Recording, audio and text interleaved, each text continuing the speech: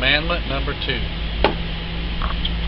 Okay, in Exodus 20, it talks about the second commandment as being, thou shalt make unto thee no graven image or worship another God. Okay. And in John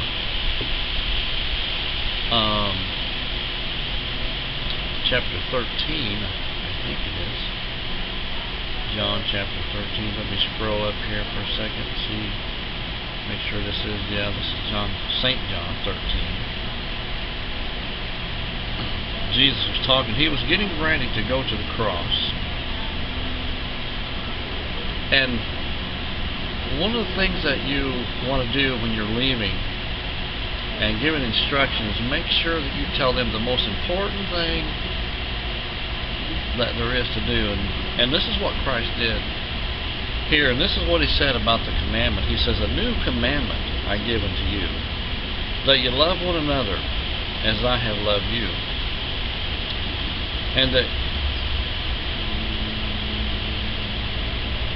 I said that wrong, but that's what it means.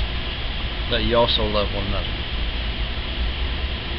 Okay, and with a rich young ruler, Jesus put it like this: to love God first, then love your neighbor as yourself. So, I'm going to say that commandment number 2 really is love your neighbor as yourself.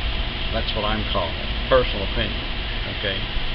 And there's a lot of different doctrinal differences about that. Some people, I'm going to make one on doctrinal differences, how the church separate themselves through doctrines that really don't mean, it means stuff, but not a lot. It doesn't. It's not a life or death. It's not a salvation issue. You know what I mean? But we separate ourselves with it. But now this commandment, love your neighbor as yourself. If you're applying this right, it should get rid of that doctrinal difference. We love one another enough to do what it takes to get along. Like family, families argue and families fight. Sometimes they get mad, don't see each other for a while, but see, it's that love thing that draws us back together. And Jesus said there, verse 35, he said, this shall all men know that you are my disciples if you have love for one another. And so, and how does this relate to us as a person? Where is it in us? In other words, it's there's not very many people that don't have this feeling that when you see someone in a need,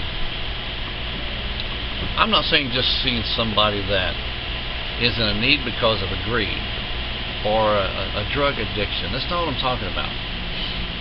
I'm not talking about having compassion for somebody else's fault that you have had as well. That's what I'm talking about, like an alcoholic having compassion for another alcoholic. I'm not talking about that at all. What I'm talking about is you seeing a little skinny child, bad need of sickness. St. Jude Hospital, that's a great example of what I'm talking about. People that send money there never, ever have a chance of getting paid anything back for that. That's what Christ was talking about. See, that you're really showing love when you give and you don't expect anything back. That's why he said that, expect nothing in return, because you're showing love when you do that, showing compassion. And how many of us that has not had a good warm feeling inside when we meet the need of another person and see that person's satisfaction on their face? My wife, she goes to the food pantry and she hands out food, and those people that come through there, man, they have looks of joy on their face because they have just been fed. They can feed their families. so on and stuff like that.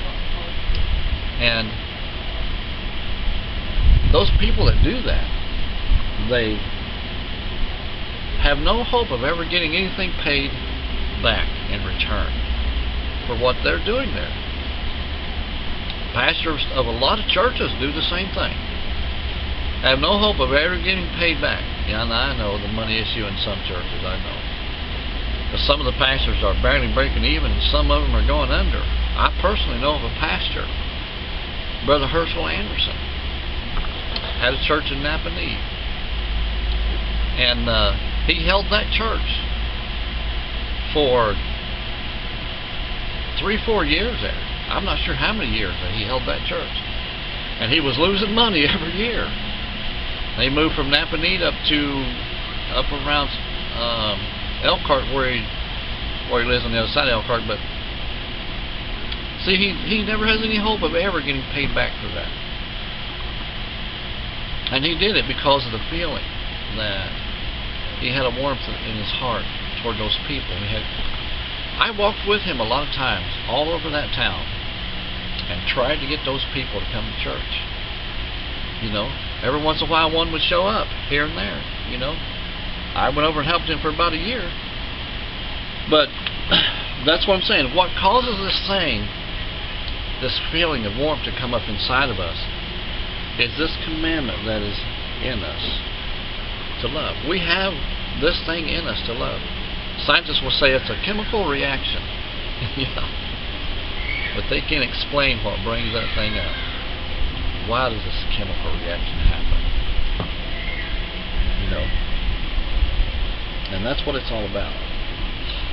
And both of them, Jesus was talking about love, and God gave Moses, don't make any graven image before me.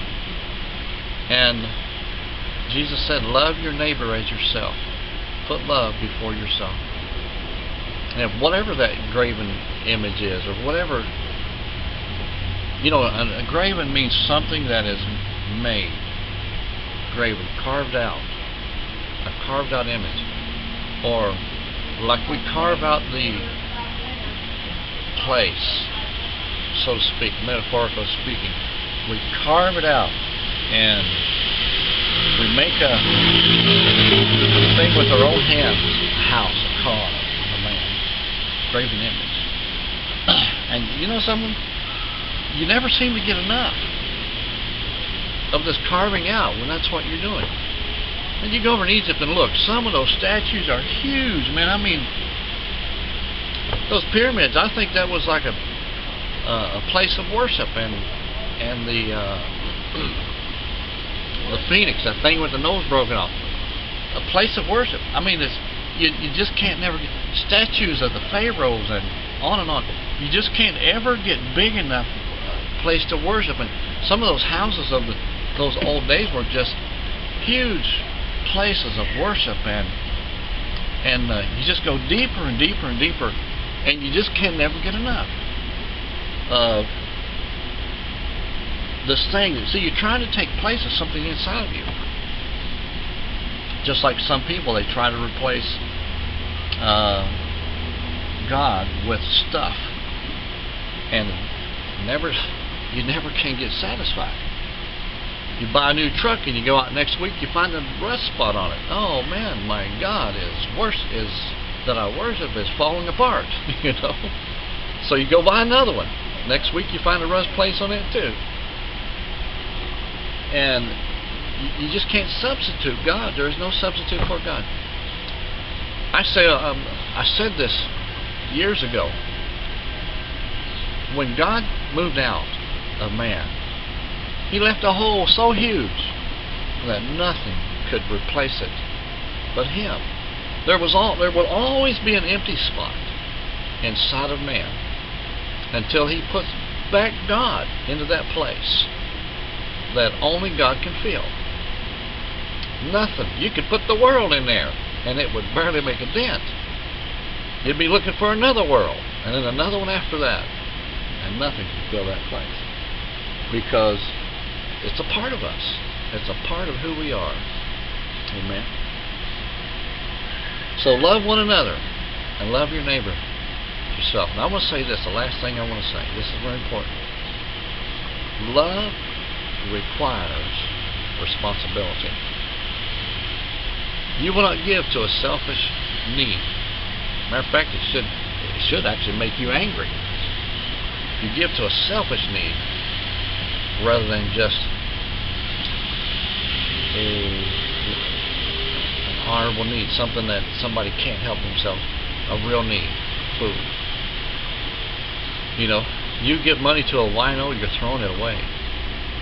Go buy him food. If you really care about that man, go buy him some food. You know, make sure he's fed. Don't give him money for booze. Okay.